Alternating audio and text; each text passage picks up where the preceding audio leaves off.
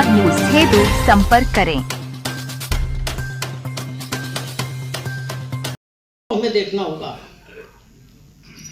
बड़ी wide meaning है इसकी, तो इसलिए हम लोगों को जब भी कोई नोटिस आए तो बड़ा संभल के इस पे काम करना होगा।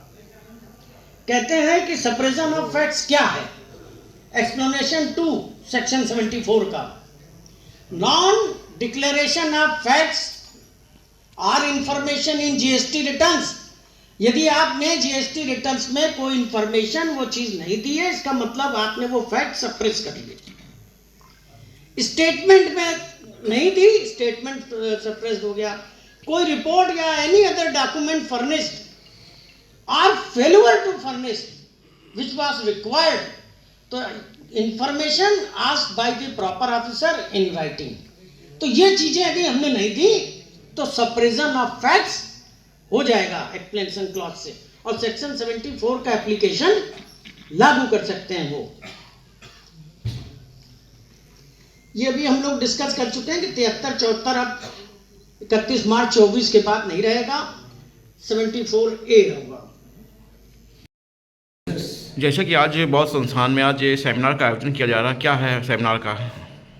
सेस्टेक्स बार एसोसिएशन लखनऊ द्वारा अंतर्राष्ट्रीय बौद्ध संस्थान शोध संस्थान में आज एक दिवसीय जीएसटी सेमिनार का आयोजन किया गया है, जिसमें जीएसटी की तमाम विसंगतियों, जो जीएसटी में तमाम नोटिफिकेशन आए हैं उस पर चर्चा, और अभी जो एमनेस्टी स्कीम आई है उस पर चर्चा करने के लिए हमने बाहर से वक्ताओं को बुलाया है। दिल्ली से श्री सुरेश अग्रवाल जी आए हुए हैं, कानपुर से श्री संतोष गुप्ता जी आए हुए हैं, और लखनऊ से श्री एस खान साहब आए हुए हैं। इन तीनों वक्ताओं को अलग अलग टॉपिक दिया गया है। जैसा कि खान साहब ने पूरी आईटीसी पे चर्चा की कि कब कितनी आईटीसी व्यापारी को मिलना चाहिए, कब नहीं मिलना चाहिए, कौन सी आईटीसी छोड़नी चाहिए, कौन सी आईटीसी को आरआईटीसी करनी चाहिए, कौन सी आईटीसी को विभाग नेगलेक्ट कर सकता है जो है, इन सभी बिंदुओं पर चर्चा किया। उसके पश्चात सुरेश अग्रवाल जी ने 9C वेबर पे और जो नए सर्कुलर आए हुए हैं उस पर एमनेस्टी स्कीम पे चर्चा किया। तमाम बिंदुओं पे चर्चा हुई जिसका लाभ व्यापारियों को मिलना चाहिए। हम लोग अधिवक्ता हैं, अधिवक्ता सीखता है तभी अपने व्यापारी को लाभ दे पाता है। और हमारी सरकार से मांग भी है कि हमारे प्रदेश में छोटे छोटे व्यापारी हैं, हमारा प्रदेश काउंटर सेल करने वाले व्यापारियों का प्रदेश है, इसलिए हमारे व्यापारियों को तमाम सुविधाएँ मिली। जैसा कि वैट अधिनियम में रेस्टोरेशन का की शक्ति थी धारा 32 के अंतर्गत, उसी तरह जीएसटी में भी रेस्टोरेशन का पावर दिया जाए।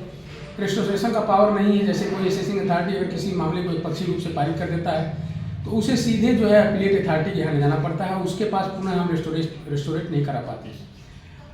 लिमिटेशन एक्ट का प्रावधान नहीं है जीएसटी एक्ट में कि अगर कोई अपील हमसे छूट जाती है 120 दिन के बाद जो है तो उसके बाद हम अपील नहीं दाखिल कर सकते, फिर हमें रिट के थ्रू हाईकोर्ट की मर्जी पे जाना पड़ता है जो है। हाईकोर्ट में हर व्यापारी जा नहीं पाता क्योंकि छोटे छोटे व्यापारी हैं, उतना खर्चा अफोर्ड नहीं कर पाएंगे, इसलिए अनावश्यक रूप से व्यापारियों का उत्पीड़न होता है।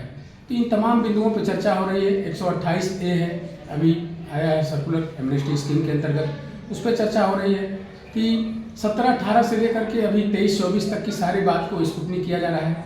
उसमें इंटरेस्ट कंपोनेंट 18% पर ईयर लगाया जा रहा है, और 18% के हिसाब से अगर 5 सालों का एक केस किया जाए तो 90% इंटरेस्ट होता है, जो कि बहुत भारी रकम होती है। अगर कोई मिसमैच करता है 2A और 3B में, जबकि 2A का प्रावधान पहले नहीं था, अब 2021 में किया गया, लेकिन उसको 2017-18 से जब से जीएसटी लागू हुई तब से लागू कर दिया गया, जो बैक डेट से बैक इफेक्ट दे दिया गया उसको।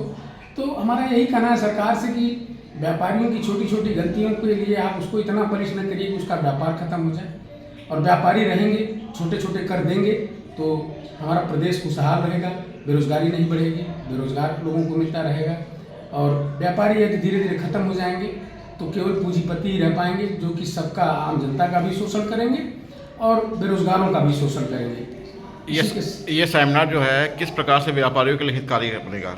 देखिए, इसमें जो तमाम कंक्लूजन निकलेंगे आज के सेमिनार से, उसका एक मेमोरेंडम बना करके हम लोग जीएसटी काउंसिल को भेजेंगे, और व्यापार मंडल के साथियों को भी भेजेंगे, उनके अध्यक्ष गणों को भी भेजेंगे कि आप लोग भी अपनी तरफ से इन पत्रों को आगे बढ़ाइए जीएसटी काउंसिल को, ताकि इन सब चीज़ों में संशोधन हो। हम लोग कई बार दे चुके हैं, जैसे इसी रेस्टोरेशन के मामले में दिए हैं, लिमिटेशन के मामले में दिए, लेकिन कोई कार्रवाई नहीं होती है और सब ठंडे बस्ते में डाल दिया था। तो हमारा पुनः निवेदन है सरकार से कि इन बिंदुओं पर विचार करें ताकि नैसर्गिक न्याय के अनुपालन हो और छोटे छोटे व्यापारियों को न्याय मिल सके, सुगम न्याय मिले, सुलभ न्याय मिले, सस्ता न्याय मिले।